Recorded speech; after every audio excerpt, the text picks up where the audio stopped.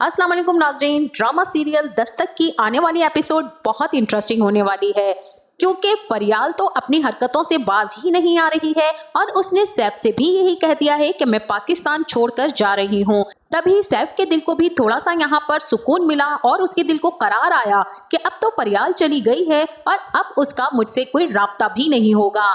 वैसे भी मेरे माँ बाप मुझे फरियाल की वजह से बहुत ही ज्यादा जलील कर चुके हैं और अब मैं अपना सारा वक्त अपनी बीवी किरण को दूंगा ताकि मैं दोबारा से घर वालों की नजर में अपनी अहमियत बना सकूं। लेकिन सैफ को क्या मालूम कि फरियाल तो उसका घर तबाह करने के दर पे है। फरियाल शायद पहले तो सैफ से मोहब्बत करती थी, लेकिन जब से उसे ये मालूम हुआ है और ये पता चला है कि किरण माँ बनने वाली है और सैफ ने उसे बहुत ही बुरी तरीके से डिच किया है, तभी फरियाल का सिर्फ एक ही मकसद और एक मतलब है और वो ये है कि वो सैफ के घर को तबाह बर्बाद कर देगी और सैफ और किरण के रिश्ते को भी खत्म करने की पूरी कोशिश करेगी। लेकिन उसके बाद वो सैफ को भी नहीं अपनाएगी क्योंकि वो सिर्फ और सिर्फ सैफ से बदला ले रही है। और वहीं दूसरी तरफ सैफ के वालिद शकील साहब सैफ को ऑफिस में बिठाकर समझाते हैं कि तुम्हें अपने मामलात को सीरियसली लेना पड़ेगा और इस चीज की तुम्हें बहुत ज्यादा जरूरत है। उस लड़की को तुम बिल्कुल भूल जाओ। तो सैफ कहता है कि अब्बू अब मैं उस लड़की से बिल्कुल भी राब्ते में नहीं हूँ, जिस पर शकील साहब कहते हैं कि बेटा झूठ बोलना छोड़ दो क्योंकि ये झूठ ही है जो रिश्तों को खा जाता है। कभी भी ना तुम ऑफिस में ना ही बिजनेस के मामलात में झूठ बोलना और ना ही कभी अपनी बीवी से झूठ बोलना। जिस पर सैफ थोड़ा सा परेशान नजर आ रहा होता है, लेकिन उसकी परेशानी को शकील साहब बहुत ही अच्छे से भांप लेते हैं और सैफ से पूछते हैं कि मुझे लगता है कि तुम अभी भी फरियाल से राब्ते में हो।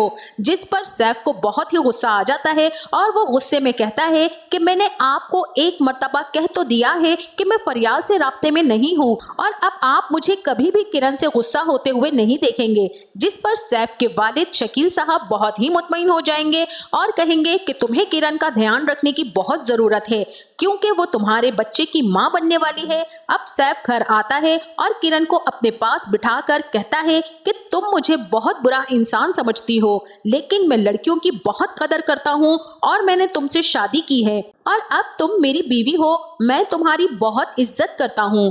तभी किरण कहती है कि इज्जत तो करते हैं, लेकिन क्या आप मुझसे मोहब्बत भी करते हैं? जिस पर सैफ कहता है कि किरण तुम कैसी बातें कर रही हो, मेरा किसी लड़की से अब कोई भी ताल्लुक नहीं है और मैं ये रिश्ता निभाऊंगा। जिस पर किरण कहती है कि आप मुझे इस शादी से बिल्कुल भी खुश नहीं लगते। अब जिस पर सैफ कहेगा ना तो तुम इस शादी से खुश हो और ना ही मैं। ये कहने के बाद सैफ वहां से उठकर चला जाएगा। किरण को समझ आ जाएगी कि सैफ अभी बदलने वाला नहीं है और वो अभी भी उस लड़की के इश्क में पागल है, लेकिन अब किरण अपने बच्चे के लिए जीना चाहती है और उसी के लिए सोचना चाहती है और सैफ की इन तमाम हरकतों को वो बिल्कुल इग्नोर कर देगी क्योंकि उसे अपने बच्चे के लिए जिंदा रहना है।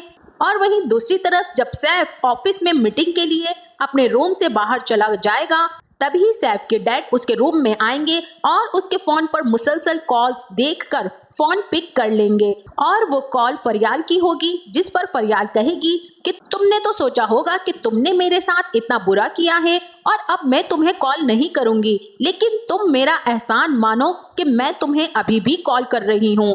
जिस पर सैफ के डैड शकील साहब कहेंगे कि मैं सैफ का बाप बोल रहा हूँ और तुम्हें शर्म आनी चाहिए कि तुम एक शादीशुदा लड़के को अपने जाल में फंसा रही हो।